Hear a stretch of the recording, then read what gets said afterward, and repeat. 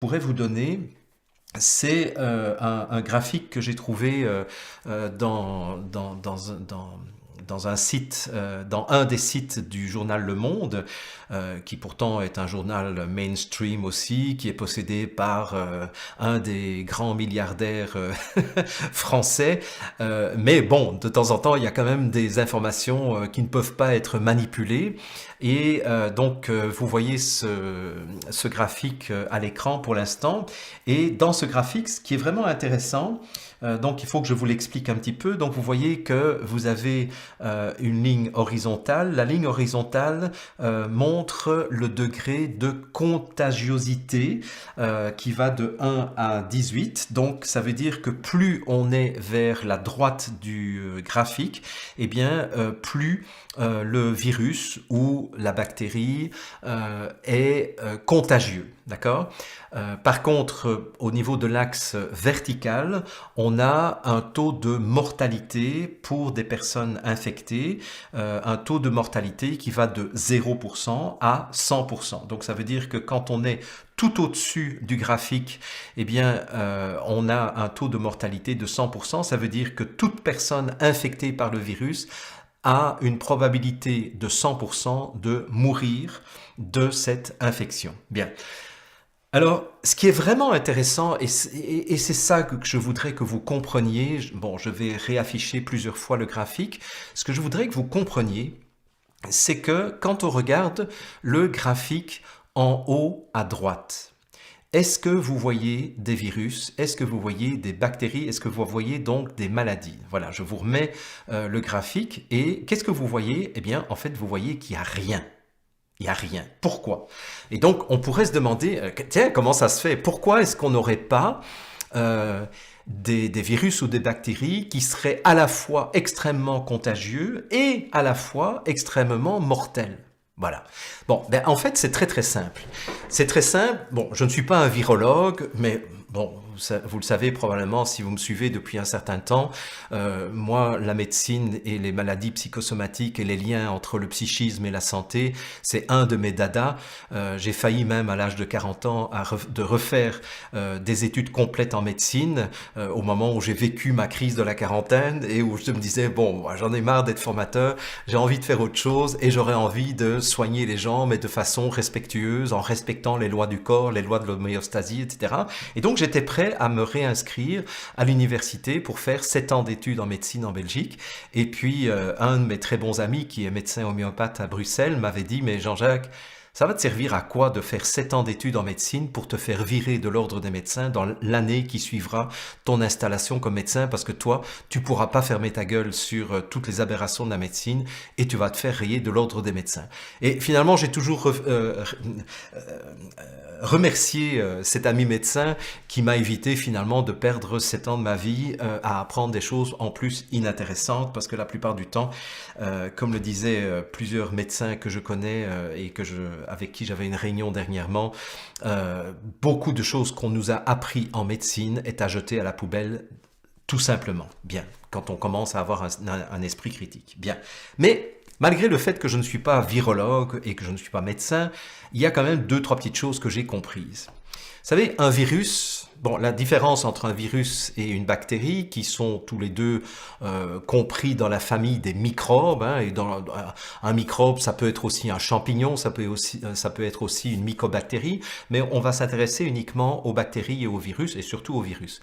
Les bactéries, ce sont des unicellulaires, donc c'est un noyau avec tout ce qu'il faut pour pouvoir vivre et se reproduire et se diviser, etc. Donc une bactérie est quelque chose qui est relativement autonome dans son processus de multiplication, si vous voulez, puisque il dispose de la nourriture, de l'énergie, du noyau avec les informations à l'intérieur pour pouvoir se diviser en 2, puis en 4, puis en 8, puis en 16, puis en 32, etc. Vous connaissez ça. C'est un peu le même mode de division, mais je n'ai pas dit que c'était ça. Pour l'ovule qui est fécondé par un spermatozoïde, ben là aussi, hein, on a une cellule qui est entière et puis qui va se diviser en 2, en 4, en 8, en 16, etc. etc. Bien, ben, je n'ai pas comparé les ovules ovules avec les bactéries, mais ce sont des unicellulaires, si vous voulez. Tandis qu'un virus, ce n'est pas un unicellulaire, c'est juste de l'information, c'est un brin d'information qui va avoir besoin de s'introduire dans une cellule hôte, qui va s'introduire donc dans le matériel génétique de la cellule pour se reproduire grâce au matériel de la cellule et pour pouvoir se multiplier. Bien, donc là maintenant je vais garder juste mon explication au niveau du virus. Donc si un virus a besoin d'une cellule hôte pour se multiplier, si ce virus est extrêmement mortel, il n'y a pas beaucoup de chances qu'il soit très contagieux. Pourquoi? Parce qu'en fait, si le virus arrive dans le corps de quelqu'un, par exemple, le corps d'un être humain, et va se multiplier, mais provoquer la mort de la personne qui est en train de fournir au virus le support pour se multiplier. Ça veut dire que le virus ne peut plus se propager à d'autres êtres humains, puisque l'être humain qui l'a hébergé va mourir. Donc c'est pour ça que, là maintenant je reviens sur mon tableau, lorsque vous voyez des maladies comme par exemple la rage ou la peste pulmonaire, qui sont des maladies qui sont 100% mortelles, hein, donc on les voit en haut à gauche du tableau, en fait vous vous rendez compte qu'elles sont très peu contagieuses, c'est-à-dire qu'il y a peu de possibilités de se transmettre d'un individu à l'autre, parce qu'en fait on n'en a pas le temps, puisque la personne est morte avant de transmettre les virus ou les bactéries. D'accord? Donc ça c'est le cas de la rage et de la peste pulmonaire. De l'autre côté du tableau, donc c'est-à-dire en bas à droite du tableau, qu'est-ce qu'on a? On a la rougeole, on a les oreillons, un peu plus à gauche, on a la varicelle, etc. C'est-à-dire qu'en fait, vous voyez que ce sont des maladies qui sont quand même très contagieuses, et évidemment, vous le savez, en tout cas, si vous n'avez pas vacciné vos enfants, et puis ceux qui se souviennent, ceux qui ont plus de 50, 60 ans, vous vous souvenez que les enfants, quand ils avaient la rougeole, ou les oreillons, ou la varicelle, ou la rubéole, on les mettait ensemble pour que tous les enfants fassent la même maladie en même temps, et ça fonctionnait très bien.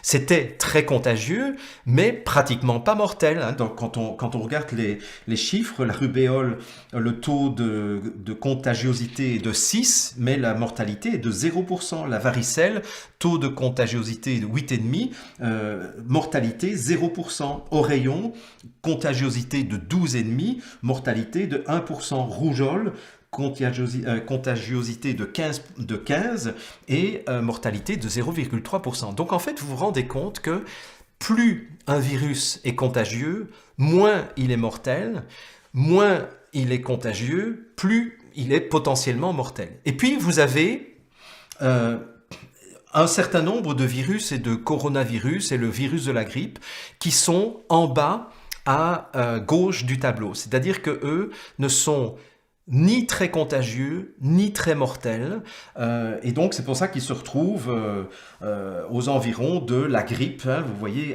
la grippe H1N1, taux de mortalité 0,2%, avec une contagiosité de 1,5%. Vous avez la grippe saisonnière qui est un peu plus contagieuse, avec un taux de mortalité un peu plus élevé, mais qui ne dépasse pas le 1%.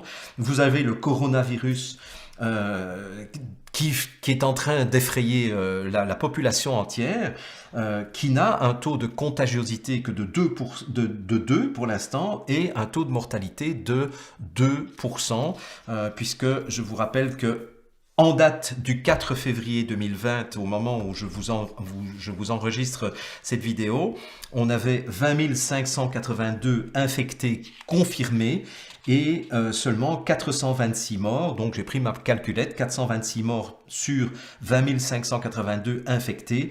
Ça veut dire un taux de mortalité de 2%. Bon, en fait, probablement qu'il y a beaucoup plus de gens infectés, mais on n'a toujours que 426 morts. Donc ça veut dire que probablement le taux de mortalité est inférieur à 2%. Donc, on pourrait se demander, mais alors, pourquoi est-ce que les médias nous emmerdent avec ce coronavirus à longueur de journaux? On n'entend plus parler que de ça. En tout cas, ceux qui ont le malheur d'écouter les médias mainstream en boucle, vous n'entendez plus parler que de ça depuis des jours et des semaines. Alors, est-ce qu'il s'agirait finalement d'une préparation, d'un conditionnement à accepter, je dirais, la solution qu'on va nous proposer dans quelque temps?